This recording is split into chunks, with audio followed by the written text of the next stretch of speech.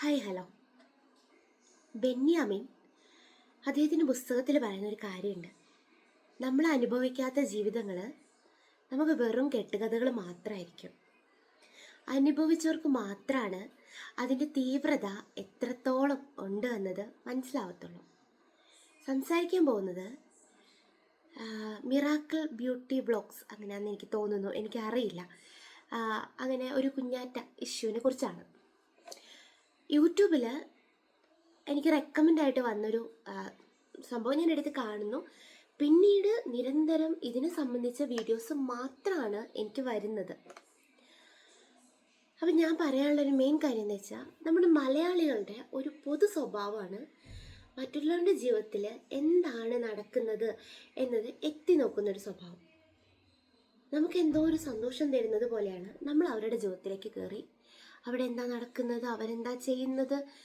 Even നമ്മുടെ വീട്ടിൽ current പോയിട്ടുണ്ടെങ്കിൽ നമ്മൾ ആദ്യം ചെയ്യുന്ന കാര്യം അപ്പുറത്തുണ്ടോ എന്ന് നമ്മൾ നോക്കലാണ്. അവിടെ കൂടെ പോയിട്ടുണ്ടെങ്കിൽ നമുക്ക് ഭയങ്കര സമാധാനം തോന്നുന്നു. അടിപൊളി, അവിടെ ഇല്ല അപ്പം നമുക്കും ഇല്ല, എന്നാൽ പിന്നെ കുഴപ്പമില്ല. ആ രീതിയാണ്. ഇത്രയും പറയാനുള്ളൊരു കാര്യം എന്ന് വെച്ചാൽ, ആ കുട്ടി അനുഭവിക്കുന്നൊരു ഈ സമയം കടന്നു പോകും. പക്ഷേ ഈ ഒരു സമയത്തിൻ്റെ ഇടയ്ക്ക് ആ കുട്ടി അനുഭവിക്കുന്നൊരു പ്രഷറുണ്ട്. ഫാമിലിയിൽ നിന്ന് ആയിക്കോട്ടെ, നമ്മളിപ്പോൾ എത്ര സപ്പോർട്ട് നമ്മുടെ ഫാമിലിയിൽ നിന്ന് കിട്ടും എന്ന് പറഞ്ഞിട്ടുണ്ടെങ്കിലും ഞാൻ വിചാരിക്കാണ്ട് എനിക്കൊരു മെൻ്റൽ ഹെൽത്ത് ഉണ്ടാവില്ല. ഞാൻ വിചാരിക്കാണ്ട് എനിക്ക് എൻ്റെ പ്രശ്നത്തിൽ നിന്ന് മുന്നോട്ട് വരാൻ പറ്റില്ല. നമ്മുടെ ചുറ്റും നിരന്തരം ആളുകൾ നിന്നിട്ട് കുഴപ്പമില്ല, പോട്ടെ, പറ്റിപ്പോയി, സാരമില്ല, അതങ്ങനെ ആവും എന്ന്, കുഴപ്പമില്ല, നിനക്കിത് അതിജീവിക്കാൻ പറ്റും എന്നൊക്കെ നമുക്കിങ്ങനെ പറഞ്ഞുകൊണ്ടിരിക്കാൻ പറ്റും. പക്ഷെ ഇതെല്ലാം കേട്ട് ഇതിൽ നിന്ന് അതിജീവിച്ച് വരേണ്ട ഒരാളുണ്ട്. അത് ഈ പ്രശ്നങ്ങളെ അഭിമുഖീകരിച്ച് ഈ പ്രശ്നത്തിൽ നിൽക്കുന്ന കുട്ടിയാണ്. നിങ്ങളിങ്ങനെ ഇടയ്ക്കിടയ്ക്ക് അയാൾ എന്ത് പറയുന്നു എന്നെടുത്ത് വീഡിയോ ഇടുന്നു, കുട്ടി എന്ത് പറയുന്നു എന്നെടുത്ത് വീഡിയോ ഇടുന്നു, അവരുടെ ഫോട്ടോസ് വെച്ചിട്ട് വൃത്തികെട്ട തംബ്ലൈൻസ് കൊടുത്തിട്ട് വീഡിയോസ് ഉണ്ടാക്കുന്നു. ഭയങ്കര മോശമാണ് ചെയ്യുന്നത്. ഒന്ന്, അവൾ ജീവിക്കാൻ വേണ്ടിയിട്ടാണ് ഇവിടുന്ന് പോയിട്ടുള്ളത്. ഇല്ലെങ്കിൽ ഇത്രയും വലിയ ഇഷ്യൂസ് നടക്കുന്ന സമയത്ത് ആ കുട്ടിക്ക് ആത്മഹത്യ ചെയ്താൽ മതി. ആത്മഹത്യ ചെയ്യുകയാണെങ്കിൽ പോലും 1-2 വീഡിയോ കൊണ്ട് കഴിഞ്ഞിട്ടുണ്ടായാണ്. ഇത് നിരന്തരം ആ കുട്ടീനെ എന്ത് മോശമായിട്ടാണ്, ആ പെൺകുട്ടീനെ എന്ത് മോശമായിട്ടാണ് എല്ലാവരും എടുത്തു വെച്ചിരിക്കുന്നത്. ഞങ്ങൾ ഇവിടെ നിന്ന് അവൾക്ക് സപ്പോർട്ട് കൊടുക്കുന്നു എന്ന് പറഞ്ഞിട്ട് ആ കുട്ടി ചെയ്ത വീഡിയോ എടുത്ത് വെക്കുന്നു. എന്നിട്ട് കുറച്ച് കട്ട് ചെയ്തിട്ട് അവൾ പറയുന്ന കുറച്ച് കാര്യങ്ങൾ, ശേഷം അയാൾ പറയുന്ന കുറച്ച് കാര്യങ്ങൾ. അയാളിപ്പോൾ എത്ര വൃത്തികെട്ടവനും ആയിക്കോട്ടെ, അയാൾക്ക് വേണ്ടി ഞാൻ സംസാരിക്കുന്നതേ അല്ല. കാരണം നമുക്കറിയാം എത്ര വൃത്തികേട് കാണിച്ചിട്ടാണ് ഇങ്ങനെ ഒരു ഡിസിഷൻ എടുത്തിട്ടുണ്ടാവുമെന്ന്. ഇത്ര വലിയ ഡിസിഷൻ എടുത്ത ഒരാൾക്ക് മുന്നോട്ട് പോകാനും അറിയാം. അതിന് യൂട്യൂബേഴ്സ് എന്ത് ചെയ്യേണ്ട ആവശ്യമില്ല. ഈ ഇൻഫ്ലുവൻസേഴ്സ് വലിയ പോലീസോ അല്ലെങ്കിൽ സദാചാരമൊന്നും ചമയേണ്ട ആവശ്യമില്ല. അവൾക്ക് അവളുടെ ലൈഫ് മുന്നോട്ട് കൊണ്ടുപോകാനായിട്ട് നന്നായിട്ട് അറിയാം. അതുകൊണ്ടാണ് അവൾ പഠിക്കണം എന്ന് പറഞ്ഞ് പുറത്തേക്ക് പോയിട്ടുള്ളത്. ജോലിക്ക് വേണ്ടിയിട്ടാണ്, അവളുടെ ഫാമിലി ലൈഫ് നോക്കാൻ വേണ്ടിയിട്ടാണ്, അവളെ കുഞ്ഞിനെ നോക്കാൻ വേണ്ടിയിട്ടാണ്. ഷീസ് എ വെരി സ്ട്രോങ്ങസ്റ്റ് ആയിട്ടുള്ള ഒരു വുമണാണ്. സോ അതിനിടയിൽ കയറി അവരുടെ പ്രശ്നങ്ങൾ ഇന്നതാണ്, 2 സ്ക്രീൻഷോട്ട് കിട്ടി, 3 വോയിസ് ചാറ്റ് കിട്ടി എന്ന് പറഞ്ഞിട്ട് ഇട്ടിട്ട് പിന്നെ ആ കുട്ടീനെ അപമാനപ്പെടുത്തേണ്ട ആവശ്യമുണ്ടെന്ന് എനിക്ക് തോന്നുന്നില്ല. അപ്പോൾ ഈ ഒരു വിഷയം ഇങ്ങനെ സംസാരിച്ച് അലമ്പാക്കിക്കൊണ്ടിരിക്കുന്ന കുറേ മാന്യന്മാരായിട്ടുള്ള ആളുകളുണ്ട്.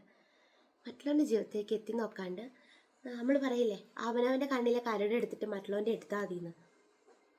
സോ നിങ്ങളുടെ ജീവിതത്തിലുള്ള ആ വലിയ കരട് ആദ്യം എടുത്തു കളയുക. എന്നിട്ട് അപ്പുറത്തോൻ്റെ ജീവിതത്തിൽ എന്താ നടക്കുന്നതെന്ന് പോയി നോക്കിയാൽ മതി. വെറുതെ മറ്റുള്ളവരുടെ ജീവിതം വലിച്ചഴിച്ച് അതിൽ റീച്ച് ഉണ്ടാക്കി, അതിൽ നിന്ന് കുറച്ച് പൈസ ഉണ്ടാക്കി, എന്നിട്ട് അരി വാങ്ങിയിട്ട് മിണുങ്ങാൻ വേണ്ടി ഇരിക്കരുത്. വളരെ മോശമാണ് ചെയ്തുകൊണ്ടിരിക്കുന്നത്. എല്ലാവരും ഇപ്പോൾ നമ്മൾ പറയും വിസ്മയനെ പോലെ ആവരുത്, അല്ലെങ്കിൽ എന്താ, ഞാൻ പേരൊക്കെ മറന്നുപോയി, എല്ലാവരും പേര് മറന്നുപോയി. അങ്ങനെ ആത്മഹത്യ ചെയ്ത ഒന്നും ആയില്ലല്ലോ, ഇപ്പോൾ കുഞ്ഞാറ്റ പിന്നെ ഇങ്ങനെയെങ്കിലും അങ്ങോട്ടേക്ക് പോയല്ലോ, പഠിക്കാൻ പോയല്ലോ, അത് ഫാമിലി സപ്പോർട്ട് കൊണ്ടാണ്. എത്രയൊക്കെ സപ്പോർട്ടുണ്ടെങ്കിലും നമുക്കൊരു മെൻ്റൽ ഹെൽത്ത് എന്ന് പറഞ്ഞ സാധനമുണ്ട്. ആ സാധനം നമ്മളാൽ തന്നെ നമുക്ക് ഉണ്ടാക്കിയെടുക്കുന്നതാണ്. അതുള്ളത് കൊണ്ടാണ് ആ കുട്ടി ഇപ്പോൾ ഈ രീതിയിലേക്ക് എത്തി നിൽക്കുന്നത്. സോ തകർക്കാൻ ശ്രമിക്കരുത്. എവിടെയെങ്കിലും പോയി ജീവിക്കട്ടെ. ആത്മഹത്യ ചെയ്താൽ 2-3 ദിവസം കൊണ്ട് നമുക്ക് പത്രത്തിലും ടി വിയിലും ഫ്ലാഷ് ന്യൂസും ബ്രേക്കിംഗ് ന്യൂസും ആയിട്ടൊക്കെ കാണാം. അതിനൊന്നും ആ കുട്ടി എന്തായാലും തയ്യാറായിട്ടില്ലല്ലോ. ജീവിക്കാൻ പോകുന്ന ആളുകളെ ജീവിക്കാൻ സമ്മതിക്കുക എന്നുള്ളതാണ്. അതിൻ്റെ ഇടയിൽ കയറിയിട്ട് മറ്റുള്ളവരുടെ അഭിപ്രായം പറഞ്ഞ് ഉള്ള ലൈഫ് കൊളാക്കി വെക്കരുത്. അതിൻ്റെ ആവശ്യമില്ല.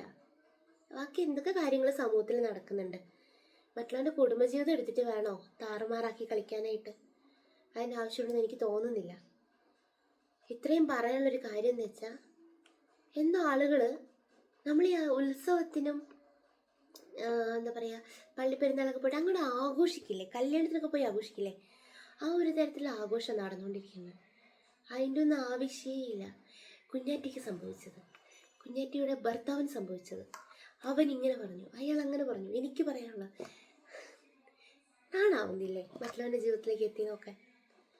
ഞാൻ എത്തി നോക്കിയതല്ല, എത്തി നോക്കരുത് എന്ന് പറയാനായിട്ട് ശ്രമിച്ചതാണ്. മനസ്സിലാവുന്നവർക്ക് മനസ്സിലായി എന്ന് വിചാരിക്കട്ടെ. ബൈ.